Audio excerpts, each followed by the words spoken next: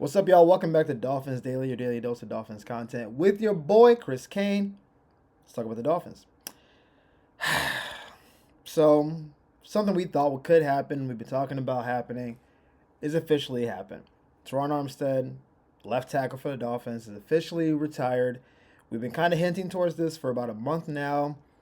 All indications were that he was going to retire. We're just hoping that maybe the itch for one more year will come back and he would solidify our line and we can go forward. But he is calling it quits after 12 years. Great career. Let's give it up for him. We show love around here. Now, the Dolphins thought this might happen, which is why we drafted Patrick Paul last year in the second round. And presumably, he's going to be the starter going into next year. However, the draft hasn't happened yet, and the Dolphins are, projected to get a couple O linemen, tackle and guards, and that job may be up for competition. But let's focus on Terron for a second. We appreciate his time spent here. He's one of the few big acquisitions we got that, for the most part, did his job. Outside of injury, he was great. Now he did get hurt a lot because we're the Dolphins and that's what happens. But when he played, he was very solid. He protected Tua well. He's a good leader, good in the community. No issues there. No out the field stuff. He's just older, and he, honestly, 33 for an offensive lineman is kind of early to retire nowadays. Most of these guys are playing into their mid 30s, sometimes even late 30s. So I think he feels like he's made the money. He has the accolades. We didn't get the ring, fair enough, but his body's been through a lot. So there's no shade here. We were really, really hoping that he would come back because that at least makes the offensive line more stable for one more year. Him not being there means that we potentially are going to have 3, possibly 4 new starters day one of the season, which is not ideal. You don't want to start the year like, hey, guess what we got day one? You guessed it, 4 new offensive linemen, because there's no guarantee Austin Jackson's going to be healthy. So we very easily, day one, I think the season's September 10th or 11th, something like that. Very easily, day one, could have 4 new offensive linemen playing. Now, we assume Austin will come back at some point, but that is not ideal because offensive line are built on continuity, and when you have a bunch of new guys in there, obviously there's no continuity there. So we're happy about his time spent. We kind of thought this was going to come already, which is cool. We were able to kind of prep for it. It would have been way worse if he just at 25 was like, I'm out. We didn't have any succession plan. But him being out means that we definitely need to address the line, probably in the first 2 or 3 picks. We have a lot of other issues as well. I know Daniels is slated to fill in at guard. We'll see about Baram or Eichenberg at the other guard position. I don't think we feel great about either one. Those are more rotational guys. So almost certainly need to draft the starting guard. And if Patrick looks good, and I don't know, we're probably going to draft 2. Just it's a lot. The O-line is going to be in flux again. We want to shore it up before the next year because obviously if the O-line is not good, the whole team kind of falls apart. But we kind of knew this was coming. So shout out to Terron. We wish you all the best. Hopefully you stay in the area and you stay in the community, and we'll see you at some games. Now, we mentioned the pre-draft visits before. Each team gets 30 pre-draft visits, up to 30. You don't have to use them all if you don't want to. The Dolphins are looking like they want to use all of them because we have a lot of positions to fill, right?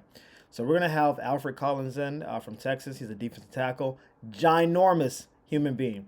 6'6", 336 pounds of grown man. Second team All-American, All-SEC. Played at Texas, so, SEC, you know what we do here.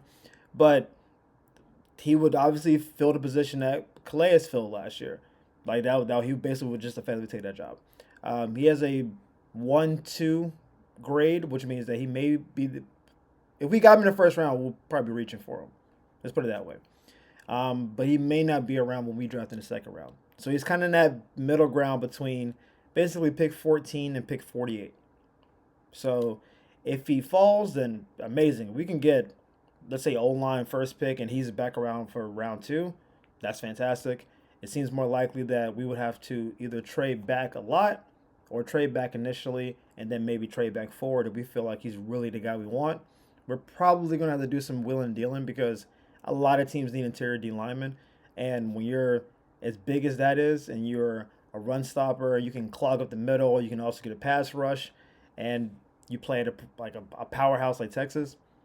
Everyone has their eyes on you. So he's not some like underground. Oh, I played at Toledo A&T and no one knows who I am. We know who he is. So we want to have him in because I'm guessing they're looking at him for a trade back first round situation. Like if we decide not to pick at 13 and we go backwards, maybe 8 to 10 picks, maybe he's somewhere in the early 20s. That will feel more in line with his draft status. Even that might be a tad high, but 13, I don't see that happening. That feels like a crazy reach. But again, we now have a ginormous hole there. We obviously have holes in the offensive line. We obviously have holes in the secondary. So it really depends on what does the team think we have on the roster. We've made some offseason moves, especially in the secondary. We have plenty of cornerbacks, a couple safeties that one-year deals, we think they may be good. But if those are just stopgap, hey, you're under $2 million, let's bring you in, but we don't really plan on playing you a lot, or we see you more as a backup special teams guy, that will determine how the team wants to draft, right?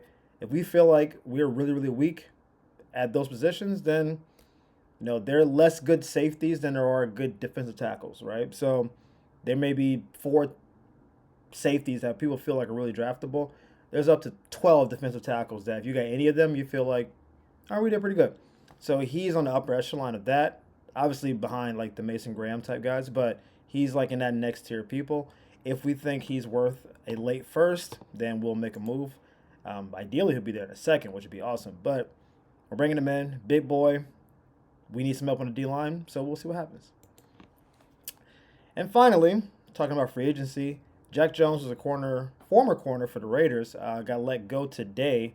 They tried to trade him, and no one would trade for him, which is awesome because it means he's a free agent. Anytime you can get somebody just free and not to give up compensations for him, it also means that a lot of teams in the league probably don't see them as valuably as the player might see himself, which is also good because then you can hit him with a 1-year, hey, you got to prove a deal. Jack Jones is a weird corner because he makes a lot of plays. He also makes a lot of mistakes. So some of it is maybe not play recognition. Some of it is gambling, which is something that most corners aren't gamblers nowadays. Corners are like, we'll back off and then just run up and make a tackle. It's very rare that they're like jumping routes consistently or trying to read coverage at a super high level because getting beat for a 60-yard touchdown is like brutal, but giving up a 10-yard catch and making a tackle, it's like whatever. Like more defenses are bend and don't break defenses now than like let's try to get turnover prone defenses, right? So the idea of I'm going to let you just matriculate the ball down the field, and then right when you get into the red zone, we just kind of lock in. That's how most defense, if you really watch football now, most teams can move between the 20s pretty easily. And then they get in the red zone, and that's really determines the game. Are you going to kick a field goal or score a touchdown? So we hold you to 3 field goals. That's fantastic. Who cares about you having 150 yards receiving if you don't score touchdowns, right? Jack Jones is one of those corners where he wants that pick 6, but that may mean a double move might eat him up and he might give up a long ball, right? So you have to kind of play the game about whether or not he's somebody you really want on your team. I think he's probably more positioned to be a slot corner than an outside corner. And we obviously have one great outside corner. We think Kader Kohu is probably going to be our slot. I think they may push him out, but I think his skill set lends itself more to being a slot. So can Jack Jones be our cornerback 2 on the outside? Yeesh. I wouldn't love that going into next year, if I'm being serious. If he's your slot corner, there may be something there. I don't want him being like going against the T. Higgins, Devontae Smiths of the world. That I don't feel great about that situation. And I do think he'll be picked up pretty quickly. He's still relatively young. He obviously is a playmaker. He makes a lot of tackles. Like he's a physical corner. He just makes mistakes. And most corners, again, don't make mistakes. Most teams are more like, hey, back up and come forward than get beat over the top. We don't want long receiver runs. We don't want DBs who can't tackle and then the running back gets outside and runs for a long time. It's the same reason why a lot of teams in this upcoming draft are going to go really heavy in the secondary because if you can't do your job back there, then the whole team kind of falls apart. So I don't see him being like a high-level target for us because, again, I think him and Cater's roles overlap, and I think Cater just is frankly better than him right now. But If they see something I don't see, or if they think he's a corner too, I don't believe he is, but the team does. Let's see what happens. But as always, thank you guys for tuning in to Dolphins Daily. We appreciate all the love and support. Thank you for the likes, subscribes, reshares, all the good stuff. We'll see you next time on Dolphins Daily. Peace.